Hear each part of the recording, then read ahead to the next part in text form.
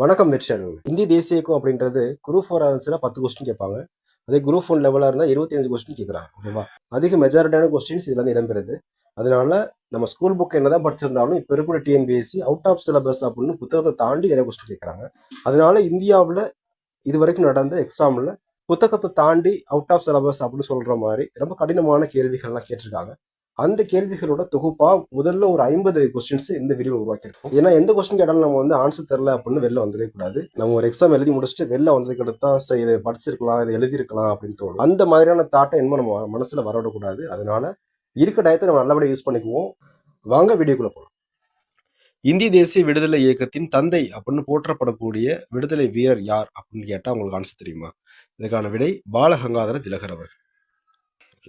அடுத்த கொஸ்டின் பாருங்க. Governor Irwin பிரபு வங்க பிரிவினையை எதிர்த்து சுதேசி இயக்கம் தொடங்கப்பட்ட ஆண்டு அப்படின்னு கேட்டிருக்காங்க.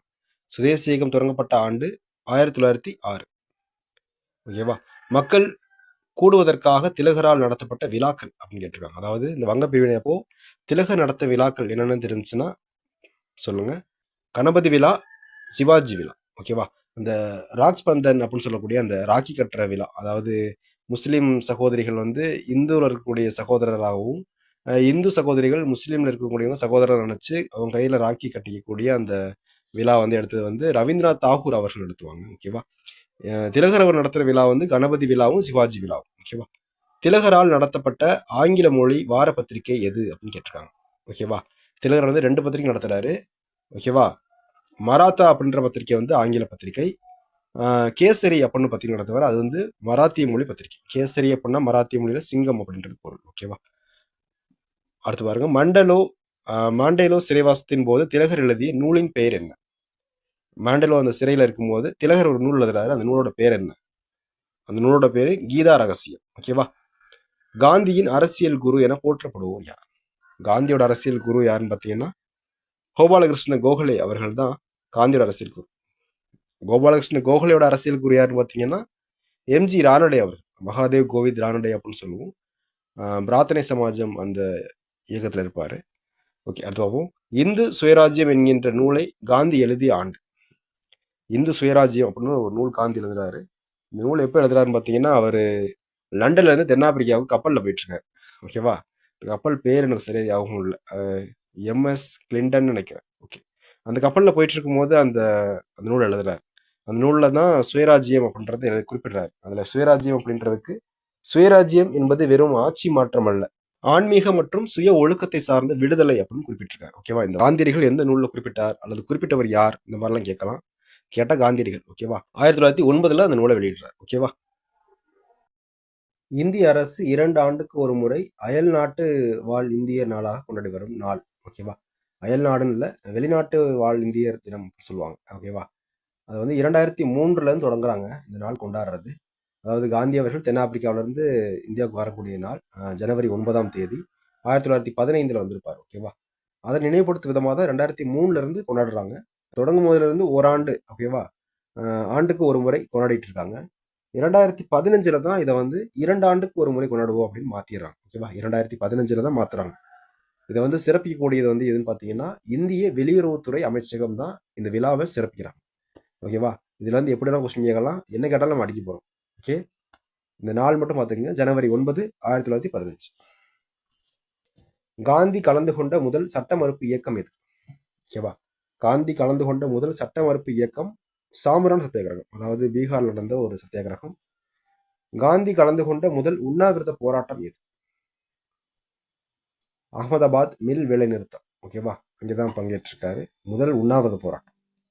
காந்தியின் முதலாக பங்கு பெற்ற ஒத்துழையாமை இயக்கம் இது. காந்தியோட முதல் ஒத்துழையாமை இயக்கம் இங்கே வெளிப்படுது அப்படின்னு கேட்டிருக்காங்க. கேதா சத்தியாகிரகம். குஜராத்தில் தான் கேதா சத்தியாகிரகத்தில் வெளிப்படுது. ஓகே, ஜாலியன் வாலாபாக் படுகொலையை விசாரிக்க 1920 அமைக்கப்பட்ட விசாரணை குழுவின் பேரன். ஜாலியன் வாலாபாக் படுகொலையும் பண்ணிவிட்டு அதை விசாரிக்க ஒரு குழுவையும் ஆங்கிலம் அமைச்சிருக்காங்க. ஓகே, அந்த குழுவோட பேரன்னு கேட்டிருக்காங்க. ஹண்டர் குழு. ஹண்டர் குழு தான் கல்விக்காக அமைப்பாங்க. அந்த குழுவை தான் அங்கேயே அமைச்சிருக்காங்க. ஓகே, சட்ட மறுப்பு இயக்கத்தின் போது ரவீந்திரநாத் தாகூர் அரசிடம் திருப்பி அளித்த பட்டத்தின் பேரன். ஓகேவா? இந்த கொஸ்டின் டிஎன்பிஎஸ்சி வச்சு செஞ்சுக்கிட்டு இருக்காங்க, அடிக்கடி கேட்குறாங்க. ஆனால் அதுக்கு ஒவ்வொரு விதமான ஆன்சர் கொடுத்துட்டு இருக்காங்க. அதனால அந்த 3 ஆன்சரையும் தெரிஞ்சுக்குவோம். சட்டமறுப்பு இயக்கத்தின் போது ரவீந்திரநாத் தாகூர், சட்டமறுப்பு இயக்கம்ன்றது ஜாலியன்வாலா படுகொலை எதிர்த்து தான் கொடுக்குறது, ஓகேவா? ஜாலியன்வாலா படுகொலை நடக்கும்போது அதை எதிர்த்து ரவீந்திரநாத் தாகூர் வந்து தன்னோட பட்டம் திருப்பி கொடுப்பாரு. அது என்ன பட்டம் அப்படின்னு பார்த்தீங்கன்னா நைட்ஹுட் பட்டம், அது அல்லது வீர திருமகன் அல்லது சர் பட்டம், ஓகேவா? சர்ன்றதை ஞாபகம் வச்சுக்கோங்க. போன தடவை டிஎன்பிஎஸ்சியில் அப்படிதான் சர் பட்டம் கொடுத்துட்டாங்க, அதனால அதையும் ஞாபகம் வச்சுக்கோங்க. ஓகே, காந்தியடிகளால் ஆரம்பிக்கப்பட்ட பத்திரிகையின் பேர் என்ன? காந்தியடிகளால் ஆரம்பிக்கப்பட்ட பத்திரிகையின் பேர் என்ன? காந்தியடிகள் 3 பத்திரிகை ஆரம்பிச்சிருக்காரு. யங் இந்தியா, ஹரிஜன், இந்த ரெண்டுமே வார இதழ்கள். நவஜீவன் அப்படின்றது குஜராத்திய வார இதழ், ஓகேவா? யங் இந்தியாவும் ஹரிஜனும் ஆங்கில மொழியில வெளியிடுறாரு. காந்தி தலைமையேற்ற ஒரே இந்திய தேசிய காங்கிரஸ் மாநாடு, இந்த மாநாடு பெல்காம் காங்கிரஸ் மாநாடு 1924. 78 தியாகிகளுடன் காந்தி சபர்மதி ஆசிரமத்திலிருந்து தண்டி நோக்கி நடந்து போய் உப்பெல்லாம் எடுத்து காய்ச்சினாரு. எவ்வளவு தூரம் நடந்து போனாரு, ஓகேவா? அவர் நடைபயணம் செய்த தொலைவு எவ்வளவு அப்படின்னு கேட்டிருக்காங்க. 241 மைல், ஓகேவா? 388 கிலோமீட்டர், ஓகேவா? சப்போஸ் கிலோமீட்டர் கேட்டாலும் நம்ம ஞாபகம் வச்சுக்கணும். 388 கிலோமீட்டர். ஹரிசன் என்ற பத்திரிகை ஹிந்தியில் ஹரிசன் சேவாக் என்றும் குஜராத்தில் ஹரிசன் பந்து எனவும் வெளிவந்த ஆண்டு எதுன்னு கேட்டிருக்காங்க. இந்த 2 பத்திரிகையுமே காந்தியடிகள் பத்திரிகை தான். ஹரிசன் பந்து அப்படின்னா, பந்து அப்படின்றது நண்பன் அப்படின்னு அர்த்தம், ஓகேவா? இந்த பத்திரிகை வெளிவந்த ஆண்டு 1933. 1936 காங்கிரஸ் முயற்சியால் தலித் மக்களுக்கான கடவுளை வழிபட கோயில் உள்ள கேரள நகரம் எது அப்படின்னு கேட்டிருக்காங்க, ஓகேவா? 1936 காங்கிரஸ் முயற்சியால தலித் மக்களுக்கான கடவுளை வழிபட கோயில் உள்ள கேரள நகரம் எது அப்படின்னா திருவாங்கூர், ஓகேவா? பின் தேதியிட்ட காசோலை அப்படின்னு காந்தியடிகளால் வர்ணிக்கப்பட்ட அந்த குழு, ஓகேவா? வர்ணிக்கப்பட்டதுன்னு போட்டிருக்காங்க. கிரிப்ஸ் தூதுக்குழு 1942 வந்துச்சு. அதாவது 2ஆம் உலகப் போர் நடந்த நேரத்தில் இந்தியாவிற்கு நாங்கள் முழு விடுதலை கொடுப்போம் அப்படின்னு சொல்லி அந்த தூதுக்குழு, ஓகேவா? காந்தியடிகளின் சமாதியான ராஜ்கட் நிறுவப்பட்டுள்ள நகரம் எது அப்படின்னு கேட்டிருக்காங்க. காந்தியடிகளோட சமாதியான ராஜ்கட் எங்கே இருக்கு அப்படின்னு பார்த்தீங்கன்னா டெல்லியில இருக்கு, ஓகேவா? காந்தியை பற்றிய அருங்காட்சியகம் மதுரையில் நிறுவப்பட்டுள்ள கட்டிடம் யார் காலத்து கட்டிடம் அப்படின்னு கேட்டிருக்காங்க. ராணி மங்கம்மாள் அரண்மனை அல்லது தமுக்கம் அரண்மனை, ஓகேவா? ராணி மங்கம்மாள் காலத்தில் மதுரையில் கட்டப்பட்ட ஒரு அரண்மனை. காந்தியின் சத்திய சோதனை சுயசரிதை நூல் முதலில் எழுதப்பட்ட இந்திய மொழி எதுன்னு கேட்டிருக்காங்க. காந்தி அவர்களோட மொழியில குஜராத்தில தான் எழுதுறாரு, ஓகேவா? காந்தியின் சுயசரிதை ஆங்கில மொழியில் மொழிபெயர்த்தவர் யார் அப்படின்னு கேட்டிருக்காங்க, ஓகேவா? மகாதேவ் தேஜாய். காந்தி அவர்களோட உதவியாளர் அப்படின்னு சொல்லக்கூடியவர் தான் இந்த மகாதேவ் தேஜாய் அவர்கள். காந்தியோடரே இருந்தவர் தான். அவர் தான் இந்த சுயசரிதையை ஆங்கில மொழியில மொழிபெயர்க்கிறார், சத்திய சோதனை அப்படின்ற நூல், ஓகேவா? தென்னாப்பிரிக்காவின் காந்தி என போற்றப்படுவோர் யார்? எல்லாரும் தெரிஞ்சிருக்கும், நெல்சன் மண்டேலா அவர்கள் தான் தென்னாப்பிரிக்காவின் காந்தி. தென்னாட்டு காந்தி எனவும் கருப்பு காந்தி எனவும் அழைக்கப்படுவோர் யார்? கர்ம வீரர் காமராஜர் அவர்கள் தான் தென்னாட்டு காந்தி எனவும் கருப்பு காந்தி எனவும் அழைக்கப்படுவோம். வருதாவில் அமைக்கப்பட்டுள்ள காந்தி ஆசிரமம் உள்ள மாநிலம், ஓகேவா? வருதா காந்தி ஆசிரமம் சொல்லுவோம்ல, அது எந்த மாநிலத்தில் இருக்கு அப்படின்னு கேட்டாங்கன்னா மகாராஷ்டிரா மாநிலத்தில் இருக்கு. இந்திய அரசியல் சாசன சிற்பி அம்பேத்கரோட முழு பேர் என்ன, ஓகேவா? இந்த முழு பேர்ல நிறைய பேர் குழப்பிடுவோம், பாத்துங்க. பாபா சாஹிப் பீமாராவ் ராம்ஜி அம்பேத்கர், ஓகேவா? பாபா சாஹிப் பீமாராவ் ராம்ஜி அம்பேத்கர். இந்திய பொருளாதாரம் குறித்து எழுதிய ஆய்வு கட்டுரைக்காக அம்பேத்கருக்கு டாக்டர் பட்டம் வழங்கிய பல்கலைக்கழகம் எது அப்படின்னு கேட்டிருக்காங்க. கொலம்பியா பல்கலைக்கழகம் தான் வழங்குறாங்க. அமெரிக்காவில் இருக்கக்கூடிய கொலம்பியா பல்கலைக்கழகம், அது யூஎஸ்ஏன்னு போட்டிருக்கு, ஓகேவா? ரூபாயின் பிரச்சனை என்கின்ற ஆய்வு கட்டுரைக்காக அம்பேத்கருக்கு வழங்கிய பட்டம் என்ன அப்படின்னு கேட்டிருக்காங்க, ஓகேவா? அதாவது டாக்டர் ஆஃப் சயின்ஸ், அதாவது டிஎஸ்சின்னு சொல்லக்கூடிய அந்த படிப்பு தான், ஓகேவா? அந்த பட்டம். தாழ்த்தப்பட்ட ஒடுக்கப்பட்ட மக்களின் உரிமைக்கு போராடுவதற்காக அம்பேத்கர் தொடங்கிய அமைப்பின் பேர் என்ன? அந்த அமைப்பின் பேர், இந்த பேர் வாயிலே வரமாட்டேங்குது, ஓகே. பகிஷ்கிருத் ஹிதாகர்ணி சபா, பகிஷ்கிருத் ஹிதாகாரணி சபா, ஓகே. அடுத்து அம்பேத்கர் தலைமையில் பிரபலமான சத்தியாகிரக போராட்டம் நடைபெற்ற இடம், ஓகேவா? மகத் சத்தியாகிரகம். எதுக்காக அந்த குளத்துல தண்ணி எடுக்கிறதுக்காக நடக்கப்பட்ட ஒரு போராட்டம். அதாவது மற்ற ஜாதியினங்க ஒதுக்கப்பட்டவங்க அந்த குளத்தை தண்ணி எடுக்கக்கூடாது அப்படின்ற மாதிரி கொண்டுருவாங்க, ஓகே. அதுக்காக தான் மகத் சத்தியாகிரகம், ஓகே. அம்பேத்கர் தனது சட்ட அமைச்சர் பதவியை ராஜினாமா செய்ய காரணம் எந்த சட்ட தொகுப்பு மசோதாவிற்கு நாடாளுமன்றத்தில் ஆதரவு கிடைக்காது?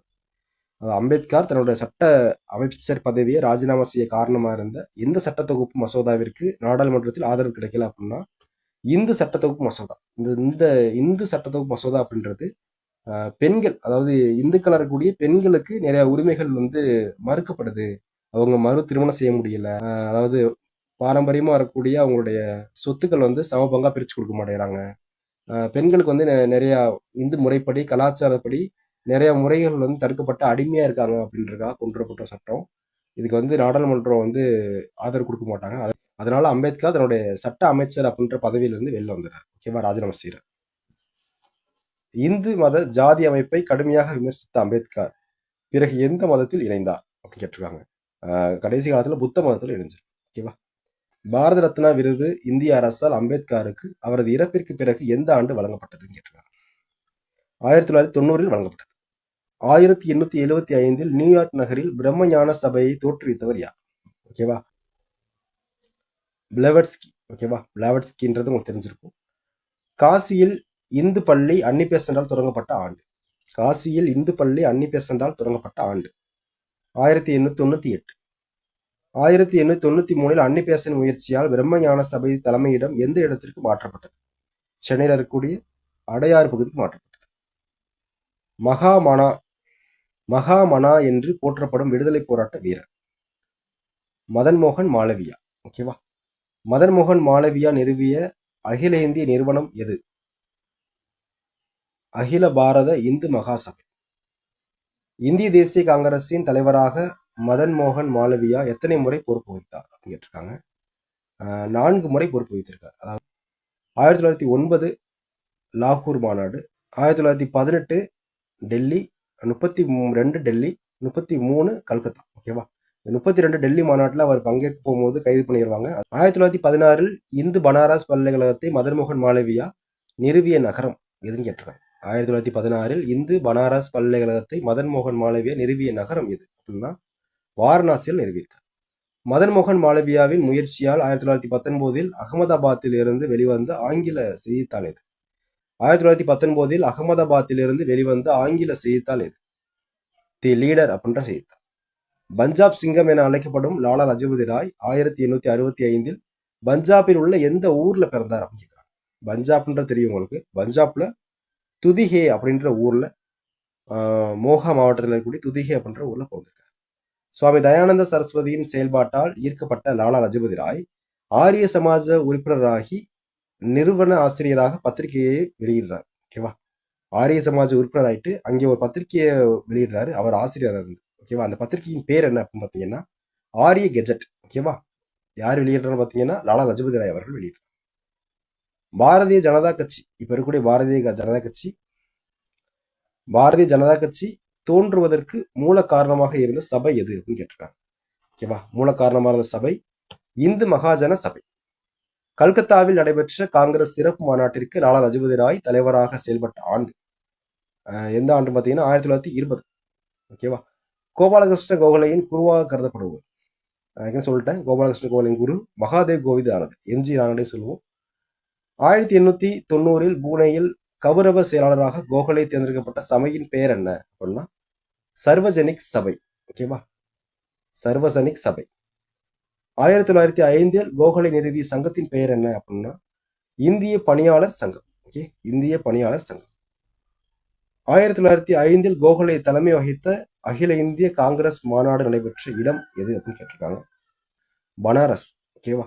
இந்த வீடியோ உங்களுக்கு பயனுள்ளதாக இருந்தால் நம்ம சேனலுக்கு ஒரு லைக் பண்ணுங்க, சப்ஸ்கிரைப் பண்ணுங்க, உங்களுடைய நண்பர்களுக்கு பகிருங்க. ஏதாவது ஒரு பதில் உங்களுக்கு தப்புன்னு தெரிஞ்சுன்னா அதை கமெண்ட்ல சொல்லுங்க. மற்றபடி ஏதாவது பாராட்டுறதா கமெண்ட்ல பாராட்டுங்க. நன்றி.